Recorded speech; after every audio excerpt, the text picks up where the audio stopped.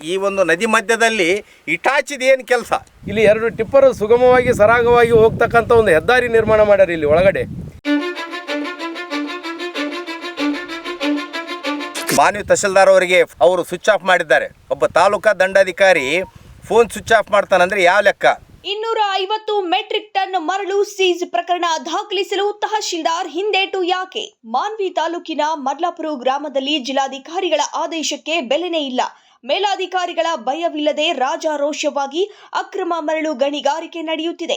ತಹಶೀಲ್ದಾರರ ಮಾಹಿತಿ ಮೇರೆಗೆ ಮೈನ್ಸ್ ಇಲಾಖೆಯ ಅಧಿಕಾರಿಗಳು ದಿಢೀರ್ ದಾಳಿ ನಡೆಸಿ 250 ಮೆಟ್ರಿಕ್ ಟನ್ ಮರಳನ್ನ ಸೀಸ್ ಮಾಡಿದ್ದಾರೆ. ಆದರೆ ಮಡ್ಲಾಪುರ ಗ್ರಾಮದ ಶರಣಪ್ಪಗೌಡ ಎಂಬುವರ ಜಮೀನಲ್ಲಿ ಸಂಗ್ರಹಿಸಿಡಲಾಗಿದ್ದ ಅಕ್ರಮ ಮರಳನ್ನ ಮೈನ್ಸ್ ಇಲಾಖೆಯ ಅಧಿಕಾರಿಗಳು ಗೋಪಿಕೃಷ್ಣ ದಾಳಿ ಮಾಡಿ ಗುರುವಾರ ಸೀಸ್ ಮಾಡಿದರು.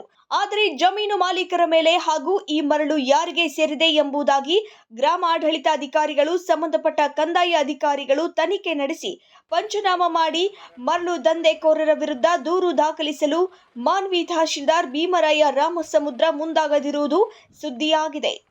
ಈ ಹಿನ್ನೆಲೆಯಲ್ಲಿ ಬಿಜೆಪಿ ಮುಖಂಡರು ಸುದ್ದಿಗಾರರೊಂದಿಗೆ ಮಡ್ಲಾಪುರ ಗ್ರಾಮಕ್ಕೆ ಭೇಟಿ ನೀಡಿ ವಾಸ್ತವ ಸ್ಥಿತಿಗತಿಗಳ ಅರಿತು ತಹಶೀಲ್ದಾರರಿಗೆ ಸಂಪರ್ಕಿಸಿದರೆ ಮೊಬೈಲ್ ಸ್ವಿಚ್ ಆಫ್ ಬಂದಿದೆ.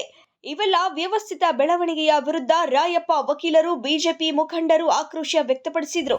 ಮಡ್ಲಾಪುರ ಗ್ರಾಮದ ನದಿ ದಂಡೆಯಲ್ಲಿರ್ತಕ್ಕಂಥ ತುಂಗಭದ್ರಾ ಅನಧಿಕೃತವಾಗಿ ಅಂದಾಜು 250 ಮೆಟ್ರಿಕ್ ಟನ್ ಉಸುಗನ್ನು ಬುಧವಾರ ದಿನ ಸೀಜ್ ಆಗಿತ್ತು. ಈ ದಿವಸ ಶನಿವಾರ ಅಂದರೆ 2 ದಿನದಲ್ಲಿ ಸೀಜ್ ಮಾಡಿದಂಥ 250 ಮೆಟ್ರಿಕ್ ಟನ್ ಉಸುಗನ್ನು ಇವತ್ತಿನ ದಿನ ನಾವು ಬಂದು ನೋಡಿದಾಗ ಪತ್ರಿಕೆಯಲ್ಲಿ ಬಂದಂಥ ವರದಿಯ ಒಂದು ಆಧಾರದ ಮೇಲೆ ನಾವು ಸ್ಥಳಕ್ಕೆ ಬಂದು ನೋಡಿದಾಗ ಆ ಮರಳನ್ನು ರಾತ್ರೋರಾತ್ರಿ ಮರಳು ಮಾಫಿಯಾದಲ್ಲಿ ಲೂಟಿ ಮಾಡಿದ್ದಾರೆ.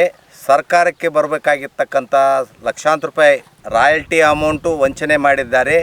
ಇದಕ್ಕೆ ಸಂಬಂಧಪಟ್ಟಂಗೆ ಪತ್ರಿಕೆಯಲ್ಲಿ ವರದಿಗೆ ಬಂದರೂ ಸಹಿತ ಸಂಬಂಧಪಟ್ಟ ತಹಶೀಲ್ದಾರರಾಗಲಿ ಮತ್ತು ಗ್ರಾಮ ಲೆಕ್ಕಾಧಿಕಾರಿಗಳಾಗಲಿ ಕಂದಾಯ ನಿರೀಕ್ಷಕರಾಗಲಿ ಸದರಿ ವಿಷಯವನ್ನು ಈ ಒಂದು ಮರಳು ಮಾಫಿಯಾದಲ್ಲಿ ರಾತ್ರೋರಾತ್ರಿ ಖಾಲಿ ಮಾಡುವಲ್ಲಿ ಅಧಿಕಾರಿಗಳು ಶಾಮೀಲಾಗಿರುವುದು ಮೇಲ್ನೋಟಕ್ಕೆ ಕಂಡುಬರುತ್ತದೆ. ಮಾನ್ವಿ ಪಟ್ಟಣದಲ್ಲಿ ಏನಾಗಿದೆಯಪ್ಪ ಅಂದರೆ ಇವತ್ತಿನ ದಿನದಲ್ಲಿ ಮರಳು ಮಾಫಿಯಾ ಎಂಬುದು ನಿರಂತರವಾಗಿ ನಡೆದಿದೆ. ಇದಕ್ಕೆ ಸಂಬಂಧಪಟ್ಟಂಗೆ ಸಾಕಷ್ಟು ದೂರುಗಳು ಅಧಿಕಾರಿಗಳ ಮಟ್ಟದಲ್ಲಿ ಇದ್ದರೂ ಸಹಿತ ಅಧಿಕಾರಿಗಳು ಕ್ರಮ ಕೈಗೊಳ್ಳಲು ಸಂಪೂರ್ಣ ವಿಫಲರಾಗಿದ್ದಾರೆ. ಇದರಲ್ಲಿ ಮುಖ್ಯವಾಗಿ ನಾವು ಯಾರನ್ನ ಒಂದು ಕಾರಣಭೂತರು ಅನ್ಬೇಕಪ್ಪ ಅಂದರೆ ಜಿಲ್ಲಾಡಳಿತ ಏನಾಗಿದೆಯಪ್ಪ ಅಂದರೆ ಕೇವಲ ಈ ಒಂದು ಮರಳು ಮಾಫಿಯಾದ ಬಗ್ಗೆ ಮೀಟಿಂಗ್ಗಳು ಮಾಡ್ತಾರೆ ಹೊರತು ಆ ಒಂದು ಕಾನೂನು ಕ್ರಮ ಕೈಗೊಳ್ಳಲು ಸಂಪೂರ್ಣ ವಿಫಲರಾಗ್ಯಾರ.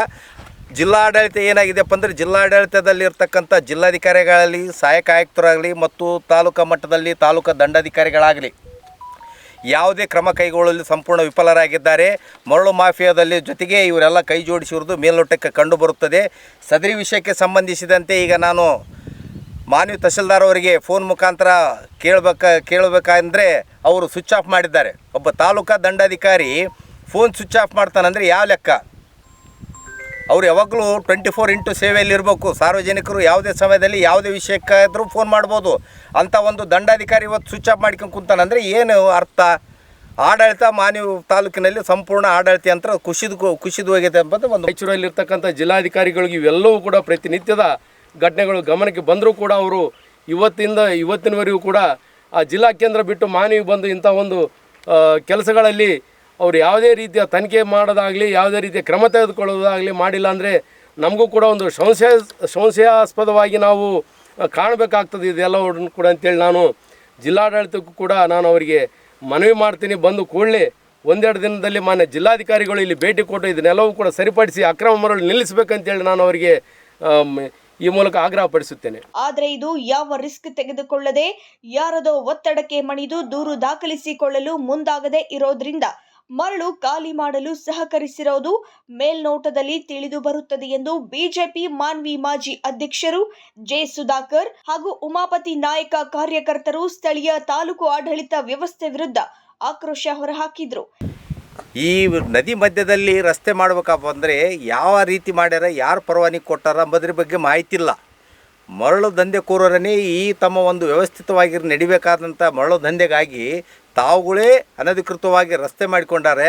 ಈ ಒಂದು ರಸ್ತೆ ಈ ಒಂದು ನದಿ ಮಧ್ಯದಲ್ಲಿ, ಅಂದರೆ ಈಗ ನಾವು ಚೀಕಲ್ಪುರಿ ಕ್ಯಾಂಪ್ ಮಧ್ಯದಲ್ಲಿ ಸಮೀಪದಲ್ಲಿ ಬಂದಿದ್ದೀವಿ. ಆ ಒಂದು ನದಿಯಲ್ಲಿ ಈ ಒಂದು JCB ಯಾವ ಕಾರಣಕ್ಕಾಗಿ ನಿಲ್ಲಿಸಿದ್ದಾರೆ ಎಂಬುದ್ರ ಬಗ್ಗೆ ತಹಸೀಲ್ದಾರ್ ಆದಂಥ ಭೀಮರಾಯ್ ಅವರೇ ಇದಕ್ಕೆ ಉತ್ತರ ಕೊಡಬೇಕು. ಅಕ್ರಮವಾಗಿ ಮರಳು ಗಣಿಗಾರಿಕೆ ಮಾಡುವ ಒಂದು ಉದ್ದೇಶಕ್ಕಾಗಿಯೇ ಇದು ನಿಂತೈತೆ ಅಂತ ಕಾಣ್ಬೋದು. ಮಾನ್ಯ ತಹಸೀಲ್ದಾರರು ಭೀಮರಾಯ್ ಅವರಿಗೆ ನಾನು ಒಂದು ಮಾತು ಕೇಳ್ತಾ ಇದ್ದೀನಿ. ನೀವೇನು ಅಲ್ಲಿಗೆ ಬಂದಿರಿ, ವರದಿ ಕೊಟ್ಟಿಲ್ಲ, ಆದರೆ ಇಲ್ಲಿವರೆಗೂ ನೀವು ಇವತ್ತಿನವರೆಗಾದರೆ ಈ ಒಂದು ನದಿಯಲ್ಲಿ ಇಲ್ಲಿವರೆಗೆ ಬಂದು ನೋಡ್ರಿ ಅಕ್ರಮ ಮರಳುಗಾರ ದಂಧೆ ಯಾವ ರೀತಿ ನಡೆದೈತೆ ಎಂಬುದ್ರ ಬಗ್ಗೆ ನಿಮಗೆಲ್ಲ ಮಾಹಿತಿ ಸಿಗುತ್ತೆ. ಇದರದೆಲ್ಲ ಮಾಹಿತಿ ಇದ್ದರೂ ಸಹಿತ ನೀವು ಅಕ್ರಮ ಮರಳು ದಂಧೆ ಮಾಡೋರ ಜೊತೆಗೆ ಕ್ರಮ ಕೈಗೊಳ್ಳಲು ಸಂಪೂರ್ಣ ವಿಫಲರಾಗಿರಿ. ನೀವು ಆಡಳಿತದಲ್ಲಿ ಭ್ರಷ್ಟಾಚಾರ ನಡೆದೈತಂತ ಒಂದು ಮೇಲ್ನೋಟಕ್ಕೆ ಕಾಣ್ಬೋದು. ನೀವು ಸದರಿ ದಂಧೆಕೋರರ ವಿರುದ್ಧ ಕ್ರಮ ಕೈಗೊಳ್ಳುವಲ್ಲಿ ಸಂಪೂರ್ಣ ವಿಫಲರಾಗಿರಿ. ಈ ಒಂದು ಇದರಲ್ಲಿ ನಮಗೊಂದು ಮುಖ್ಯವಾಗಿ ಕಾಣೋದೇನಪ್ಪ ಅಂದರೆ ಜಿಲ್ಲಾಡಳಿತ ಸಹ ನಿಷ್ಪ್ರಯೋಜಕ ಆಗಿದೆ. ಈ ನಮ್ಮ ಮಾನ್ವಿ ತುಂಗಭದ್ರಾ ನದಿ ಮರಳು ಹೈದರಾಬಾದ್ನಲ್ಲಿ ಬೇಕಾದ್ರೆ ಸಿಗ್ತದೆ, ರಾಯಚೂರಿನಲ್ಲಿ ಸಿಗ್ತದೆ. ಆದರೆ ಮಾನ್ವಿಯಲ್ಲಿ ಬಡ ಜನ ಒಂದು ಮನೆ ಕಟ್ಟಬೇಕಾದ್ರೆ, ಒಂದು ಟ್ಯಾಕ್ಟ್ರ್ ಕಳಿಸ್ಬೇಕಂದ್ರೆ 20 ಮಂದಿಗೆ ಕೈಕಾಲು ಹಿಡ್ಕೊಂಡು ಸಾಕಷ್ಟು ರೊಕ್ಕ ಖರ್ಚು ಮಾಡಿ ಮರಳು ಅಂತ ಪರಿಸ್ಥಿತಿ ಇವತ್ತು ಮಾನ್ವಿಯಲ್ಲಿ ನಿರ್ಮಾಣ ಆಗ್ಯದ. ಅಲ್ಲದೆ ಈ ಒಂದು ನದಿಯಲ್ಲಿ ಒಂದು ಬಡಾವಣೆ ನಿರ್ಮಾಣ ಮಾಡಿರ್ತಕ್ಕಂಥ ಒಂದು ವ್ಯವಸ್ಥೆ ಇದ್ದಂಥ ಅಲ್ಲಿ ಕಾಣಿಸ್ತದೆ ಇಲ್ಲಿ ನಮ್ಗೆ. ಯಾಕಂದರೆ ನದಿಯಲ್ಲಿ ಹೆದ್ದಾರಿಗಳು ಇವತ್ತು ಯಾವುದೇ ಬಡಾವಣೆಯಲ್ಲಿ ರಸ್ತೆ ನಿರ್ಮಾಣ ಮಾಡ್ಬೇಕಂದ್ರೆ ಪುರಸಭೆ ಕೇಳಬೇಕು, PWD ಕೇಳಬೇಕು, ಒಂದು ರಸ್ತೆ ಕೂಡ ಮಾಡೋದಿಲ್ಲ, ಡ್ರೈನೇಜು ಮಾಡೋದಿಲ್ಲ. ಅಂಥದ್ರಲ್ಲಿ ನದಿಯಲ್ಲಿ ಇಷ್ಟು ಕಿಲೋಮೀಟ್ರ್ ಗಟ್ಟಲೆ, ಈಗ ನಾವು ಸುಮಾರು 1.5-2 ಕಿಲೋಮೀಟ್ರ್ ನಡ್ಕೊಂತ ಬಂದೀವಿ. ಇಲ್ಲಿ 2 ಟಿಪ್ಪರು ಸುಗಮವಾಗಿ ಸರಾಗವಾಗಿ ಹೋಗ್ತಕ್ಕಂಥ ಒಂದು ಹೆದ್ದಾರಿ ನಿರ್ಮಾಣ ಮಾಡ್ಯಾರ ಇಲ್ಲಿ ಒಳಗಡೆ. ಇಲ್ಲಿ ಏನಂದ್ರೆ ಒಂದು ಯಾವುದೋ ಒಂದು ದ್ವೀಪದಲ್ಲಿ ಇದ್ದೀವಂಥ ಒಂದು ಭಾಸವಾಗ್ತಾ ಇದೆ ನಮಗೆ. ಇಲ್ಲಿ ಬಂದು ಫೋಕ್ಲೈನ್, ಇಲ್ಲಿ ಏನು ಬಡಾವಣೆಗಳು ನಿರ್ಮಾಣ ಮಾಡ್ತಾರೋ ಅಥವಾ ಇನ್ನೇನೋ ಕಟ್ಟಡಗಳು ನಿರ್ಮಾಣ ಮಾಡ್ತಾರೋ ಅನ್ನೋ ರೀತಿಯಲ್ಲಿ 200. ಈ ಸಂದರ್ಭದಲ್ಲಿ ಮಾಜಿ ಬಿಜೆಪಿ ಮಂಡಳ ಅಧ್ಯಕ್ಷರು ಜೆ ಸುಧಾಕರ್, LIC ಶ್ರೀನಿವಾಸ್, ಉಮಾಪತಿ ನಾಯಕ, ಕುಮಾರಸ್ವಾಮಿ ಮೇಧಾ, ಶಿವಕುಮಾರ್, ರವಿಕುಮಾರ್ ಆಲ್ದಾಳ್, ಗೋಪಾಲ ಇಬ್ರಾಂಪುರ ಸೇರಿದಂತೆ